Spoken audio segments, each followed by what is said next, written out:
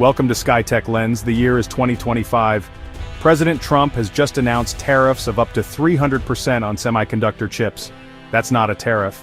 That's a bouncer at the door of the global economy telling chips, "Sorry mate, you're not on the list." The goal? Make foreign chips so expensive that companies are forced to move their factories to the US. If you play along and relocate, you get perks. If not, you get the 300% stick.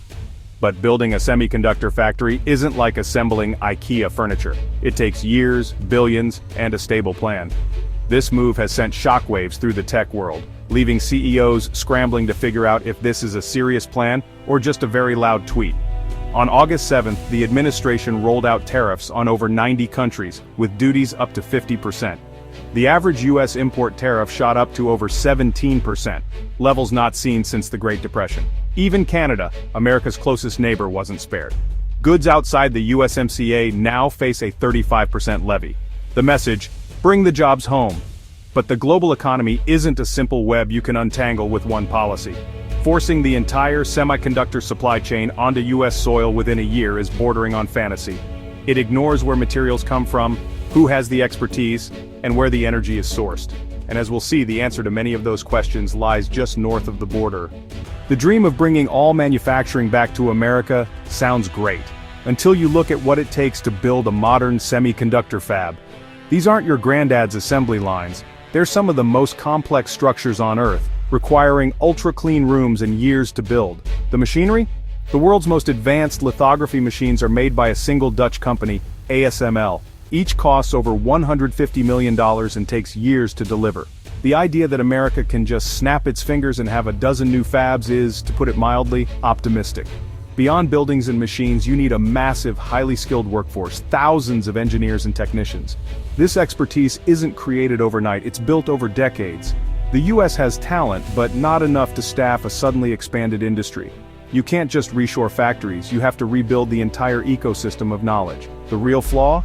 The supply chain isn't a simple line you can move, it's a global network. One country mines, another refines, a third designs, a fourth manufactures, a fifth assembles. Forcing all those steps into one nation is inefficient, if not impossible.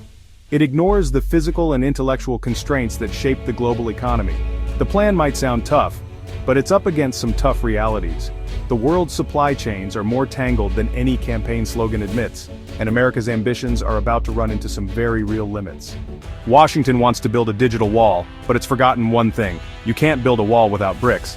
In tech, those bricks are critical minerals: cobalt, graphite, gallium, and especially high-grade nickel and germanium. The US doesn't mine many of these essentials, but Canada does. Canada is a leading supplier of the minerals vital for tech and green energy. For certain applications like defense and aerospace, Ontario's nickel is irreplaceable.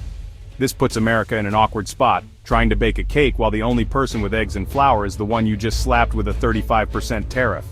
Canada's mineral wealth gives it quiet leverage. While the US talks tough, Canada controls the supply tap. The US needs Canada's minerals to decouple from China, making threats risky. Prime Minister Mark Carney knows this is a geopolitical asset, not just a commercial one. Ottawa can play a longer, more calculated game. In this high-stakes poker match, Canada holds the ace. Let's zoom in on germanium, a secret ingredient in high-performance chips for military and communications tech. The largest source in North America, a single facility in Trail, British Columbia. This plant is a critical choke point for the US tech supply chain. Without Trail's ultra-pure germanium, key sectors of the US military-industrial complex would grind to a halt. Trump's plan to build an all-American chip industry hits a wall if raw materials can't cross the border. The strategic importance of this one Canadian facility can't be overstated. If relations sour, a halt in germanium exports would have immediate, severe consequences for the US. This isn't just about cheaper iPhones, it's about national security. Canada doesn't need a tariff war, it just needs to remind the US who controls the toll booth. The road to semiconductor independence runs through Trail, BC, and Ottawa holds the key. If minerals are the bricks, energy is the mortar for America's manufacturing ambitions. The US needs staggering amounts of electricity for new factories and AI data centers. Canada is the largest, most reliable energy supplier to the US, millions of barrels of oil, billions of cubic feet of gas, and a quarter of America's uranium. The US is quite literally powered by Canada. This energy dependency gives Canada another powerful lever in negotiations. As the US builds more factories and data centers, its reliance on Canadian energy will only grow. Picking a trade fight with your main energy supplier is risky. Any aggressive action risks jeopardizing the flow of energy needed to achieve US goals. Canada's energy exports are a vital strategic asset. Deep integration of the two countries' energy systems acts as a brake on hostility. You can't build a wall when your neighbor supplies the electricity for the construction site. Faced with an unpredictable trade partner, Canada has chosen calm, strategic resistance over confrontation. Prime Minister Carney and Premier Doug Ford are playing a long game, strengthening Canada's position while letting US economic realities sink in. Canada maintains targeted retaliatory tariffs, hitting politically sensitive US goods to pressure American lawmakers.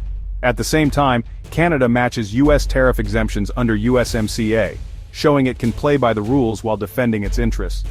Domestically, Ford champions a Buy Canadian movement, and Ottawa invests billions in critical minerals, steel, and AI. Canada is also diversifying trade, accelerating cooperation with the EU, UK, and Mexico. The goal: make Canada less vulnerable to US whims. This strategy of targeted retaliation, domestic investment, and trade diversification sends a clear message. Canada won't be bullied, and it's prepared to wait for a more rational partnership. Quiet strength, not loud threats, is Canada's playbook. While the US and Canada spar, China is quietly pulling the strings. China controls 60 to 70% of global mining and up to 90% of refining for critical minerals. Since late 2024, Beijing has tightened export controls, driving up costs for US military contractors and exposing America's vulnerability.